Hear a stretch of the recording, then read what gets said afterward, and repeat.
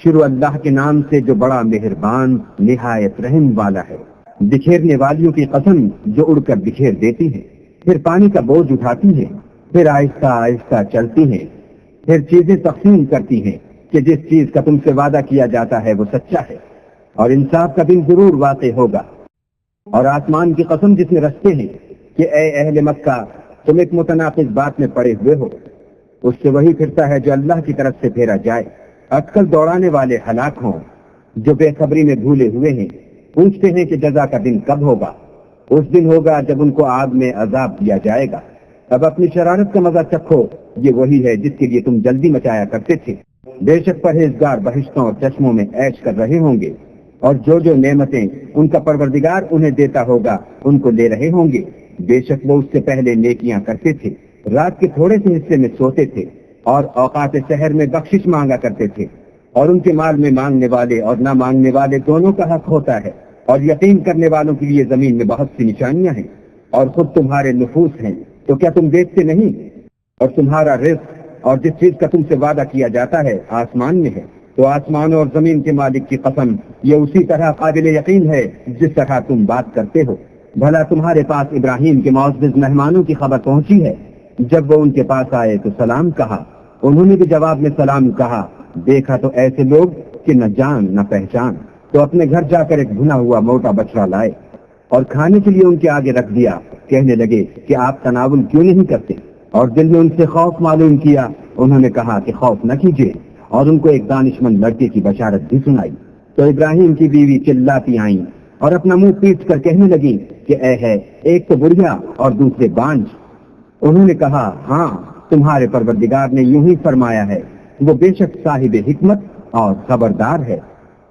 ابراہیم نے کہا کہ فرشتوں تمہارا مدعا کیا ہے؟ انہوں نے کہا کہ ہم گناہگاروں کی طرف بھیجے گئے ہیں تاکہ ان پر کھنگر برسائیں، جن پر حد سے بڑھ جانے والوں کے لیے تمہارے پروردگار کے ہاں سے نشان کر دیے گئے ہیں۔ تو وہاں جتنے مومن تھے ان کو ہم نے نکال دیا، اور اس میں ایک گھر کے سوا مسلمانوں کا کوئی گھر نہ پایا، اور جو لوگ عذاب علیم سے ڈرتے ہیں ان کے لیے وہاں نشانی چھوڑ دی۔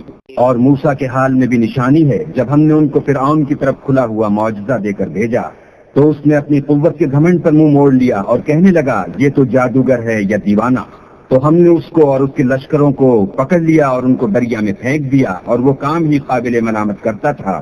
اور آج کی قوم کے حال میں بھی نشانی ہے، جب ہم نے ان پر نامبارک ہوا چلائی، وہ جس چیز پر چلتی اس کو ریزہ ریزہ کیے بغیر نہ چھوڑتی۔ اور قوم سمود کے حال میں بھی نشانی ہے، جب ان سے کہا گیا کہ ایک وقت تک فائدہ اٹھا لو، تو انہوں نے اپنے پروردگار کے حکم سے سرکشی کی، سو ان کو کڑک نے آ پکڑا اور وہ دیکھ رہے تھے۔ پھر وہ نہ تو اٹھنے کی طاقت رکھتے تھے اور نہ مقابلہ کر سکتے تھے۔ اور اس سے پہلے ہم نوح کی قوم کو ہلاک کر چکے تھے، بے شک وہ نافرمان لوگ تھے۔ اور آسمانوں کو ہم ہی نے ہاتھوں سے بنایا، اور ہم کو سب مقدور ہے، اور زمین کو ہم ہی نے بچھایا، تو دیکھو ہم کیا خوب بچھانے والے ہیں۔ اور ہر چیز کی ہم نے 2 قسمیں بنائی تاکہ تم نصیحت پکڑو۔ تو تم لوگ اللہ کی طرف بھاگ چلو، میں اس کی طرف سے تم کو صریح رستہ بتانے والا ہوں، اور اللہ کے ساتھ کسی اور کو معبود نہ بناؤ، میں اس کی طرف سے تم کو صریح رستہ بتانے والا ہوں۔ اسی طرح ان سے پہلے لوگوں کے پاس جو پیغمبر آتا وہ اس کو جادوگر یا دیوانہ کہتے۔ کیا یہ لوگ ایک دوسرے کو اسی بات کی وصیت کرتے آئے ہیں؟ بلکہ یہ شریر لوگ ہیں۔ تو ان سے اعراض کرو، تم کو ہماری طرف سے ملامت نہ ہوگی، اور نصیحت کرتے رہو کہ نصیحت مومنوں کو نفع دیتی ہے۔ اور میں نے جنوں اور انسانوں کو اس لیے پیدا کیا ہے کہ میری عبادت کریں، میں ان سے طالب رزق نہیں، اور نہ یہ چاہتا ہوں کہ مجھے کھانا کھلائیں۔ اللہ ہی تو رزق دینے والا زوراور اور مضبوط ہے۔ کچھ شک نہیں کہ ان ظالموں کے لیے بھی عذاب کی نوبت مقرر ہے، جس طرح ان کے ساتھیوں کی نوبت تھی، تو ان کو مجھ سے عذاب جلدی نہیں طلب کرنا چاہیے۔